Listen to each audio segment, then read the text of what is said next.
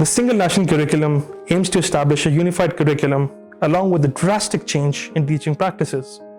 Now, the use of the word drastic is pretty deliberate to impress upon teachers, students, parents, and all accompanying stakeholders of the radical change that will serve both as means and an end. Now, teacher performances in the public sector are often scrutinized, but rarely analyzed from the perspective of teachers themselves. Requisite to meeting the objectives of the single national curriculum, teachers and teaching methodologies in the public sector will need to adapt to modern teaching practices. There are 3 important recommendations based on existing challenges that need to be reviewed before the implementation of the single national curriculum. The first challenge is incentivizing efficient teacher conduct. Now, incentivizing better teacher conduct and disincentivizing the rote system, in addition to introducing scientific learning method, needs to be complemented by teachers adequately trained to do so. Teachers and professors in the public system and low-tiered private schools, which constitute approximately 40% of private school enrollment, work on insufficient salaries.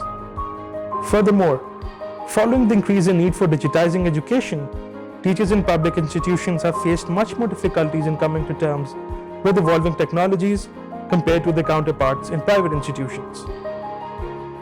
Now, the second challenge is ensuring dissemination of knowledge through modern teaching methodologies. Given the emphasis on outcome-based learning in the objectives of the S&C, there is a lot of groundwork to be done in that regard. Teacher trainings customized to impress upon teachers the importance of critical thinking in students are as important a feature to achieve the desired objectives set in the single national curriculum as any. In addition to very little prospects for career progression, teaching methodologies employed by teachers have not been able to evolve, resulting in stymied growth. In that regard, the launching of the Coding Skills Development Program by the Ministry of Information Technology and Telecommunication is laudable and bears the objectives of the S&C to keep up with the set TIMSS standards. The program will focus on education through digital platforms without the need for specialized teachers. The introduction of such ventures will require specialization of public school teachers if the program is to be made sustainable. The third challenge we have is enhancing the capacity of teachers in the mainstream. Now, teachers are barely represented through representative bodies, and even if they are, the process is inadequate. This is counterproductive, given that teachers are expected to fall into a framework that they had no voice in contributing to. In light of these challenges, there are a few recommendations that can be put up for debate. These include adapting to digital learning, employment of competency-based learning using modern teaching methodologies taught through mandatory workshops, the performances in which can be used as barometers for promotions, and the introduction of coding programs in the curriculum at the elementary level.